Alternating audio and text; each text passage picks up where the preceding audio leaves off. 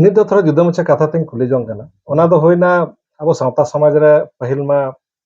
बिहार से झारखंड नाखा मा देवनागरी ते बंगाल रमा बांग्ला ते उड़ीसा रमा उड़िया ते बन ऑलत था और उनका कते कि आयमा रकम पत्रिका से पुथि को उछन और मौज गे बन पढ़ाओ सरी के आर अडी गर्व बन इक्यो केदा आदो नितो नवा समय रे ऑलचिकी बखराते मिटन ऑल खातिर ते झगड़ा कना बन एपेर हंडे कना बन आदो नवा बखराते आम चिम मेन ताबना बाबू नवा रफाचा तो नीता दो बांग कना हाँ नवा दो अड़ी पाहिल लेयन जे 1973 रे कथा ही लेया पाकुड़ अच्छा ओडे इनी सेटेनी ताहे कना उन मारांग जे सावे हेलमेल रे लिपि रे कथा रकाबेन खान नौका गे जे पेरेंडे रकाबेना कपुरे दुनदुनु रकाबेना आदो सौभाग्य दो चलाना अच्छा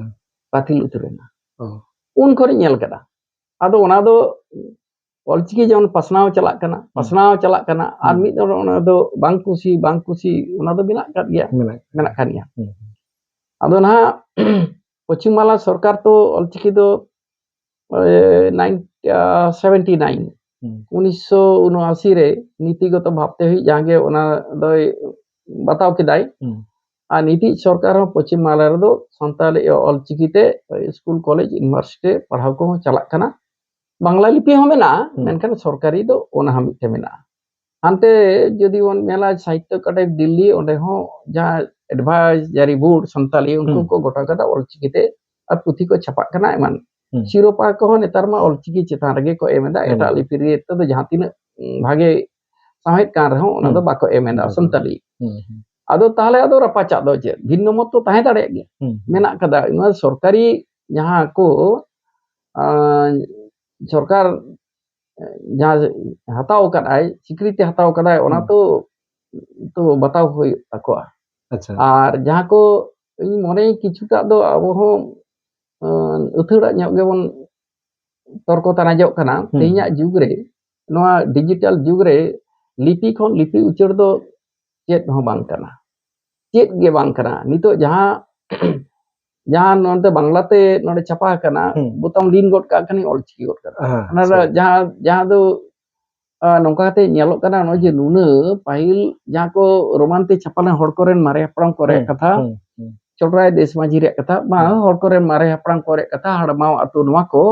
जतो बांग्ला गोटेना तो ऑलचिकी ओना साधु रामचंद्र पुथि को ने ऑलचिकी ते छापा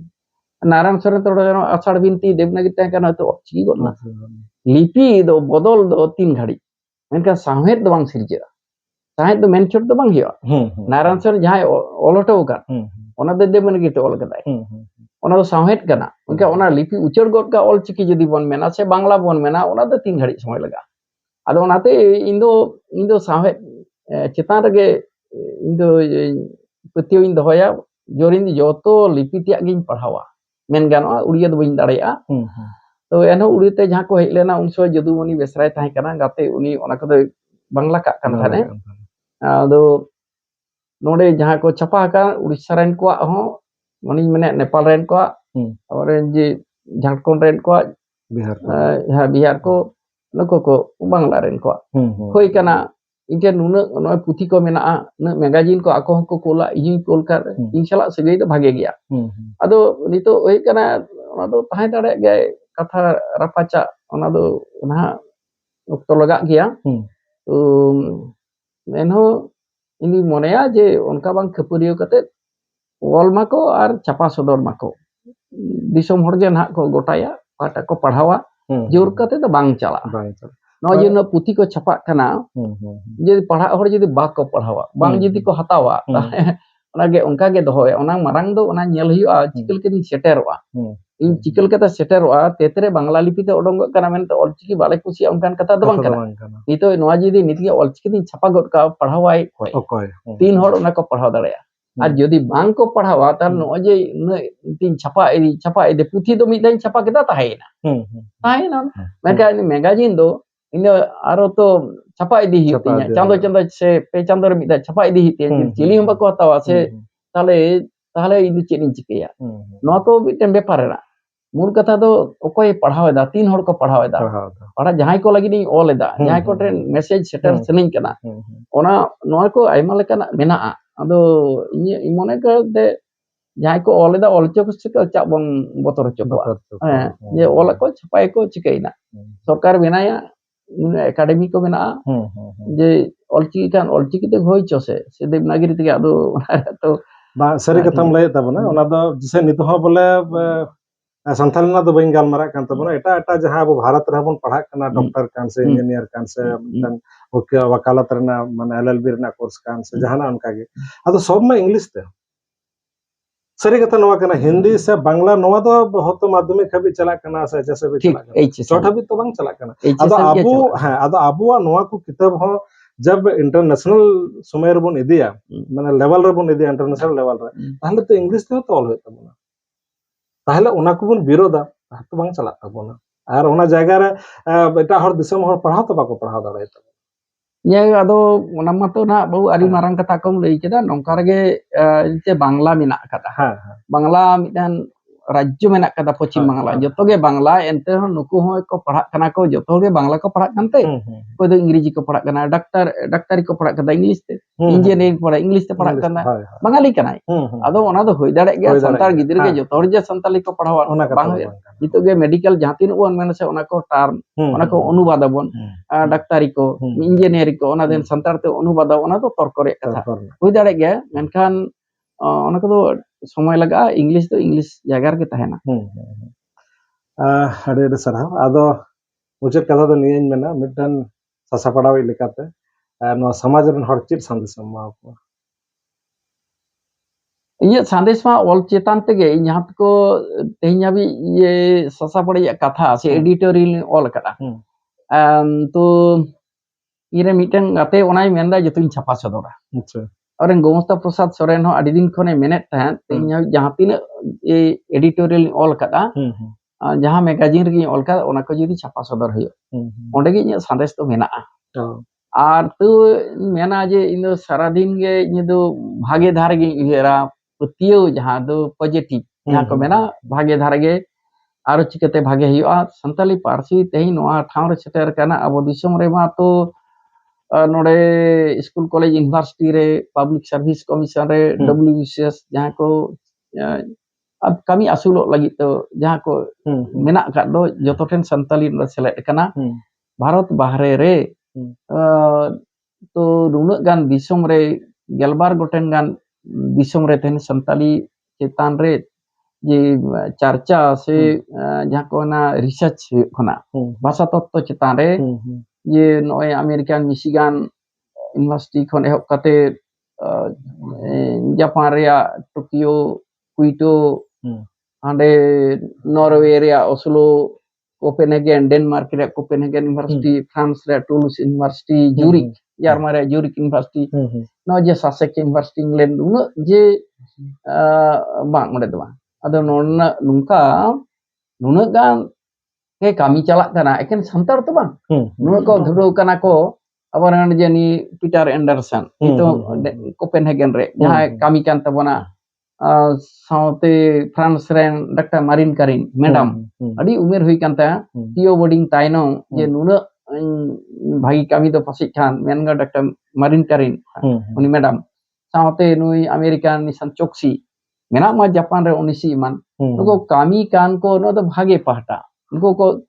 गोटा जे धरती रे दरबार रे विश्व दरबार रे संताली सेटरक खाना नो जायगा रे तो हेज काना से आ नो तो नेस खन एहब एना दिन कालम खन 2022 खन 2031 दो आंतरजातिक आदिवासी भाषा दशक चला खाना अच्छा इंटरनेशनल इंडिजिनस लैंग्वेज डिकेड अबो दो यूनेस्को टाका एमोक खाना गेल शर्मा मी सन पारमेना 2022 नितो दो चला खाना धरती रे गोटा घाटी रे आदिवासी भाषा दशक नो गेल शर्मा ते नो को चितान रे तीन लेकाना कामी ते हेना नो ते ओना पाटा इंदो पारसी पाटा अब साहेत पाटा ओना धारे मेन लगी दो कना आरो कामी हित तबना पारसी और साहेत चारता दो जाति धर्म भाषा नो को बांग ताहेना बाच बिचार बांग गनवा जहां गे Jahay ge noka Christian kana se Muslim kana se miten santal porgana Muslim Basiruddin Mia santalite tina puthi ol kada Basiruddin Mia novel henak taya kahani henak taya goj nai tu udah Muslim ta noa nunak gan Bangali nunak gan iye kana bidesi Choksi sahib tekan tina hor santalite ko oleda tale ciri Nazrul jadi Bangalir ko bi hoy daria unu Muslim kana sari kata ada noa kodo lipi ria rapacak do ini monaya samoik kana noa do mid din do nah jahat lagi mid solhea ar noa ko tayang redo ye ol kada graphic politics iten gobesana kan Nisan Choksi na gobesana kate node jahay hai kana bar serma Bharat re ar na kate jaha puthi ol kada ona do graphic politics in Eastern India mane do no ona abo lipi chitan re jaha ko rapacak ar to bhagi de ar chikel ke ton bhage dareya sahe re nunuk pahta ko ar jaha mena no je gidre sahe torjoma sahe sangar sahe tulajokha sahe bhasa bigyan ar jaha ko noko sanam pathate jodi bon pasnao idiya ar jokhon do bhage ko a jodi publisher bon tayar dareya ko laha hej lenkhan ko আর দিশম হর মচাতে তিনাক বন মেনদা অনকা দো পড়া হইত তাবনা তি হাতাও হইত তাবনা তো jahay ko adi hor no je olchiki re magazine ko nuno hor abona lokho hor ko menda olchiki thik gya tale miten kagoj miten chandokhe kagoj se no je puthi ko uchenok kana chak bako hatawa tal hata hoyua padha hoya men kate to bang hoyua cheda bang chala miten chandokhe kagoj bunga pe chando re miten chak bang odoko chak bang chala যখন উনপারা সাঁওতা হ্যাঁ যত মন খোঁজ কানা আদো নয়া কদো আইমা তর্ক রেয়াক কথা কানা দো ঠিক গেয়া ইনি মানে সাহেত সিরজন ওনা পাহাটা ভাবরা হইত তাবনা সাহিত্য সৃষ্টি দো মেন ছট দো বাং হইবা ওনা কদো আদে যে নয়াতে আরহন লাহা হইত তাবনা আরহন পড়া হইত তাবনা উকিন বাড়াই হইত তাবনা